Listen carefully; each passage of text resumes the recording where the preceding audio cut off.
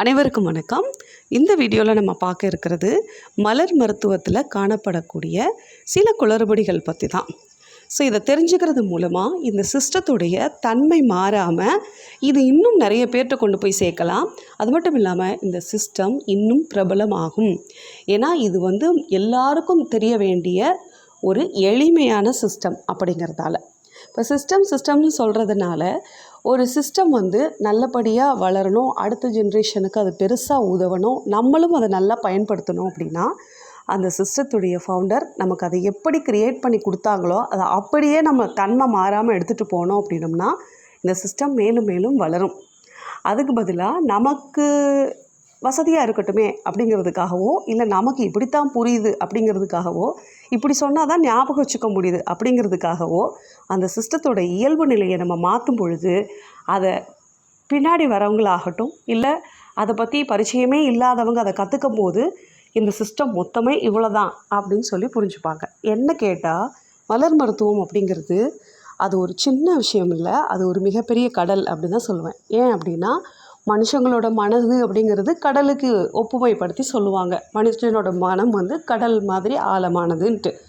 So அப்படிப்பட்ட மனுஷங்களோட மனதுக்கு ஒரு ட்ரீட்மெண்ட் கொடுக்கக்கூடிய ஒரு சிஸ்டம் எப்படி இருக்கும் அப்படின்னா அதுவும் கடல் மாதிரியே ரொம்ப ஆழமானதாகவும் முடிவில்லாததாகவும் இருக்கும். ஸோ அந்த மாதிரி தான் மலர் மருந்துகளில் நம்ம அதை முழுமையாக கற்றுக்க ஆரம்பித்ததுக்கப்புறம் டே பை டே அதில் இன்னும் கற்றுக்கிறதுக்கு நிறைய விஷயம் இருக்குங்கிற மாதிரி தான் போயிட்டுருக்கு. ஸோ என்னோடய அனுபவத்துலேயும் இப்போ வரைக்கும் நான் அது தான் உணர்கிறேன். கிட்டத்தட்ட இந்த ஃபீல்டுலேயே ஒரு 15 ஆண்டுகளாக பயணித்தாலும் இப்போயும் கூட ஒரு சில மலர் மருந்துகளோட புரிதல் திருப்பி படிக்கும் பொழுது கண்டென்ட் கொஞ்சமாக இருந்தாலும் ஒவ்வொரு நாளைக்கும் நம்ம அனுபவங்களோடு ஒப்பிட்டு பார்க்கும்போது நம்மளோட புரிதல் வேறு டைமென்ஷனில் போகிறத பார்க்க முடியுது. ஸோ அந்த விதத்தில் இன்றைக்கி தேதிக்கு நிறைய பேர் மலர் மருந்துகள் கற்றுக்கிறாங்க. ஆனால் அவங்க ரொம்ப எம்ஃபசிஸ் பண்ணி கற்றுக்கிறதாகட்டும் இல்லை கற்றுக் கொடுக்குறவங்களாகட்டும் அந்த கீவேர்டை மட்டும்தான் பயன்படுத்துறதுக்கு சொல்லித்தராங்க. ஒரு மலர் மருந்து சொன்னோம்னா உடனே அதுக்கு ஒரு ஒப்புமையான ஒரு வார்த்தையை சொல்கிறது, இல்லை அப்படின்னா அதுக்கு ரொம்ப சிம்பிளாக அதுக்கு ஒரு எக்ஸாம்பிள் மட்டும் கற்று வச்சுக்கிறாங்க. மொத்தத்துலேயே அப்போ அந்த மலர் மருந்துடைய தன்மை அவ்வளோதான் அப்படின்னு முடிச்சிடுறாங்க. ஆனால் அப்படி விஷயம் கிடையவே கிடையாது. ஒவ்வொரு மலர் மருந்துகளை பற்றி எடுத்தோம் அப்படின்னாலும் அதில் சொல்லப்பட்டிருக்க விஷயங்கள் நிறைய இருக்குது. ஸோ அந்த நிறைய இருக்கிற விஷயத்தை நம்ம முழுமையாக அறியாமல் நம்மளோடைய டே டு டே லைஃப்பில் நம்ம ஃபேஸ் பண்ணக்கூடிய பிரச்சனைகள் அது எதோடு தொடர்புடையதாக இருக்குது அப்படிங்கிறத நம்மளால் கொஞ்சம் கூட ஒப்பிட்டு பார்த்து ரொம்ப ப்ரிசைஸ்டாக இந்த ரெமெடி தான் எனக்கு தேவைப்படுது அப்படின்னு நம்மளால் கண்டறியறது அப்படிங்கிறதும் கஷ்டமான விஷயம். உதாரணத்துக்கு சொல்லணும் அப்படின்னா பொதுவாகவே இந்த அக்ரிமோனி அப்படின்னு சொல்லிட்டோம் அப்படின்னாலே எவர் ஒருவர் மனசில் சொல்ல முடியாத துக்கம் இருக்குதோ, வெளியில் சொல்லவே முடியாத ஒரு துக்கத்தை வச்சுப்பாங்க. ஆனால் முகத்தில் பார்த்திங்கன்னா எப்போ பார்த்தியும் ஒரு சிரிப்பை ஏந்தியவங்களாக இருப்பாங்க. இவ்வளோ தான் சொல்லுவாங்க. இதுக்கு மேலே என்ன அப்படின்னு கேட்டால் இந்த ஒரு விஷயம் மட்டும்தான் இருக்கும். சரி, இப்போ இந்த ஒரு விஷயத்தை மட்டும் நம்ம வச்சுக்கிட்டு நம்ம வாழ்க்கையில் சந்திக்கக்கூடிய ஒரு பிரச்சனை. ஸோ எந்த பிரச்சனையில் நம்ம மனசுக்குள்ளே அவ்வளோ துக்கத்தை வச்சுட்டு வெளியே சிரிச்சுக்கிட்டே இருக்கோம் அப்படின்னு பார்த்தா இன்றைக்கி நிறைய பேர் மனசுக்குள்ள கஷ்டங்கள் இருந்தாலும் வெளியில் கொஞ்சம் நல்லா நீட்டாக ட்ரெஸ் பண்ணுறது, தன்னை நல்லபடியாக ப்ரொஜெக்ட் பண்ணிக்கிறது அப்படிங்கிறது தான். இங்கே விஷயமே என்னென்னா மலர் மருந்து, அதுவும் இந்த பர்டிகுலர் மலர் மருந்து இவ்வளோதான்ப்பா அப்படின்னு நம்ம தெரிஞ்சுக்கிறதாலேயே இதை பற்றின டீப்பான புரிதல் நமக்கு இல்லாததால் இது ப்ராக்டிக்கல் லைஃப்பில் இந்த குறிகள் ஒரு நபரிடம் எப்படி தோன்றும், இல்லை என்னென்ன மாதிரிலாம் உருமாறி இருக்கும் அப்படிங்கிறது நமக்கு தெரியறதுக்கு வாய்ப்பே இல்லை. அந்த ஒரு சூழலில் தான் நம்ம ஒரு சில கீவேர்டை மட்டுமே வச்சுக்கிட்டு நமக்கு செல்ஃப் ட்ரீட்மெண்ட் போகும் பொழுது நிறைய இடங்களில் அந்த ரெமெடி எடுத்தேன், 2 டேஸ்க்கு எனக்கு நல்லா இருந்தது, அப்புறம் எனக்கு பழைய மாதிரி தான் இருந்துச்சு, பிரச்சனை சால்வ் ஆகலை.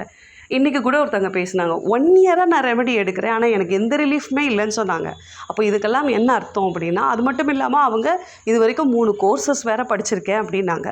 அப்போ இவங்க எல்லாருமே என்ன நினைக்கிறாங்க அப்படின்னா மலர் மருந்துகள் அப்படின்னா அது ரொம்ப ஈஸியாக ஞாபகம் வச்சுக்கலாம், அதுக்கு ஜஸ்ட் ஒரு கீவேர்டு இருக்குது, அந்த கீவேர்டை நம்ம தெரிஞ்சுக்கிட்டோம் அப்படின்னாலே நம்ம அதுக்கான மலர் மருந்துகளை நம்ம சூஸ் பண்ணி போட்டுடலாம் அப்படிங்கிற மாதிரி நினைக்கிறாங்க. ஸோ இந்த வீடியோ மூலமாக நான் எல்லாருக்கும் சொல்லக்கூடிய விஷயம் ஒன்றே ஒன்று தான்.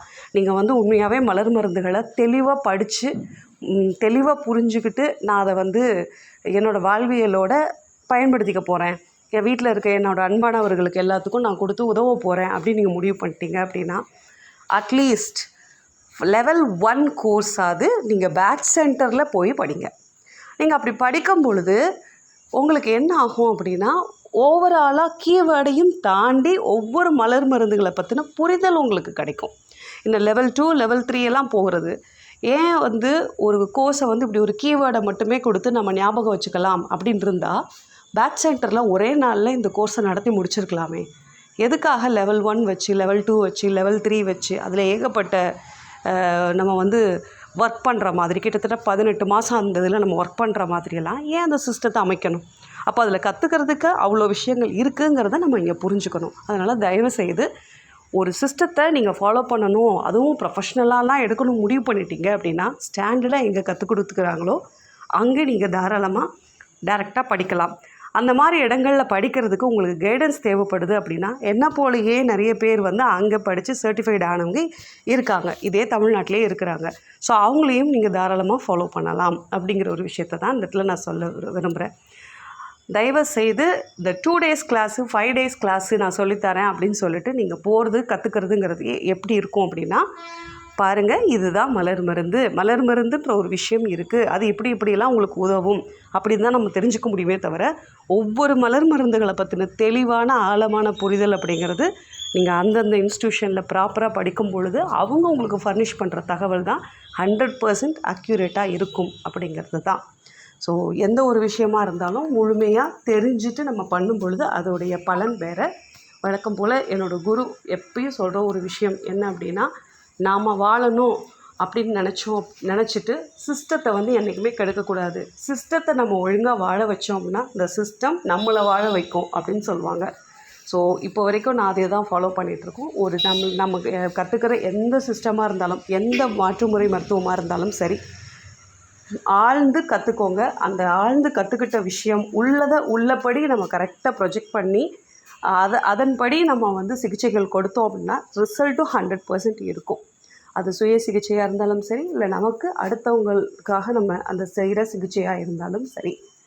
ஸோ நன்றி. இந்த தகவல் உங்களுக்கு ஒரு ஆழமான புரிதலை ஏற்படுத்தியிருக்கோம் அப்படின்னு நான் நம்புகிறேன். அடுத்த ஒரு வீடியோவில் இதே போன்ற தலைப்புகளோடு திருப்பியும் நாம் சந்திக்கலாம். உங்களுடைய தனிப்பட்ட ஆலோசனைக்கு ஸ்க்ரீனில் தெரியவேன்னு தொடர்பு கொள்ளுங்கள். நன்றி, வணக்கம். சிவசங்கரி.